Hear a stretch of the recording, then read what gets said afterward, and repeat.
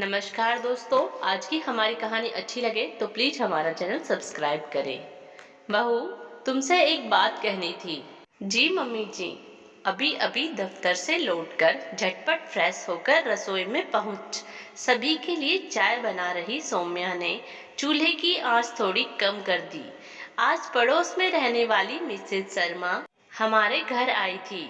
धीमी आंच पर खोलती चाय को संभालती सौम्या ने हुंकार भरी। जी मम्मी जी, उनके बेटे की शादी पिछले वर्ष हुई थी और तुम्हारी तरह उनकी बहू भी घर के सारे काम अच्छे से संभालती है। चाय का स्वाद बढ़ाने के लिए अपनी सास की मनपसंद इलायची कूटकर चाय में मिलाती सौम्या मुस्कुराई। कुछ बोली नहीं, लेकिन प्रभा जी ने अपनी बात आगे बढ़ाई। थोड़ी कम पढ़ी लिखी है, इसीलिए तुम्हारी तरह ऑफिस नहीं जाती, लेकिन उसके माथे से पल्लू कभी नहीं हटता।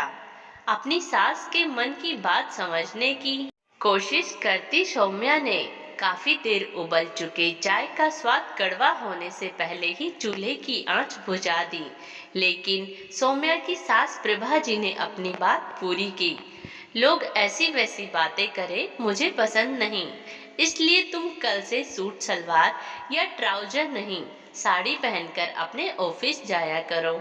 सास की बातों पर सर हिलाकर हामी भरती सौम्या ने छलनी रख प्याली में चाय छानकर अपनी सास को थमा दिया और घर के अन्य सदस्यों को चाय देने रसोई से बाहर चली गई। सास बहू के बीच हुई बातों की चर्चा बिना किसी से किए अगले दिन दफ्तर जाने के लिए सौम्या एक सुंदर सी साड़ी में तैयार हुई। हमेशा सूट सलवार या ट्राउजर पहनकर ऑफिस जाने वाली सौम्या को साड़ी में देख उसका पति मुस्कुराया, लेकिन उसके ससुर तनिक हैरान हुए। रोज की तरह सौम्या ने अपने पति के साथ दफ्तर के लिए निकलने से पहले सास ससुर के पांव छुए और रोज की तरह प्रभा जी और उसके पति ने हाथ हिलाकर खुशी खुशी बेटे बहू को दफ्तर के लिए विदा किया। आज सौम्या के ऑफिस में कोई फंक्शन है क्या? वहीं बरामदे में रखी कुर्सी पर बैठते हुए सौम्या के ससुर ने आखिर अपनी पत्नी से पूछ ही लिया। ऐसा कुछ तो उसने मुझे नहीं बताया। असल में आज सौम्या साड़ी पहनकर ऑफिस के लिए निकली, इसलिए मैंने तुमसे पूछा। अब से रोज साड़ी पहनकर ऑफिस जाने के लिए मैंने ही उसे कहा है। नई नवेली बहू पर अपने सास होने का दोष जमाने की कोशिश करती पत्नी की ओर देख सौम्या की ससुर मुस्कुराए, लेकिन आज प्रभा जी अपने पति पर तनिक नाराज हुई।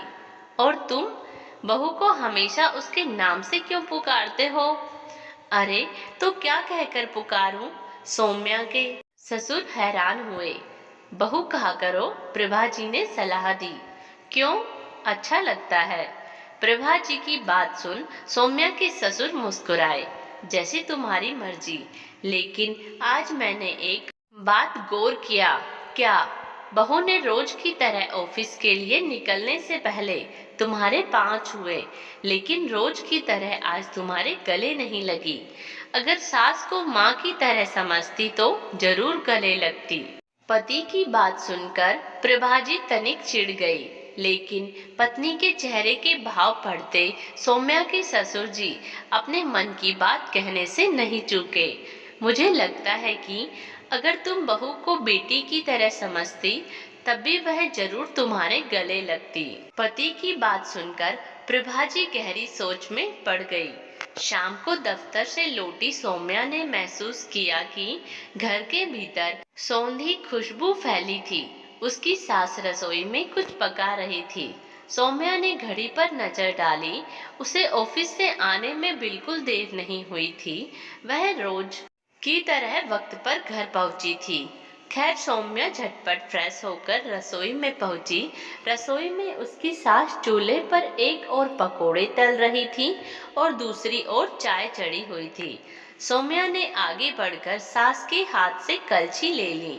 मम्मी जी, मैं तो बस आ ही गई थी, आपने खामखा इतनी मेहनत कर दी।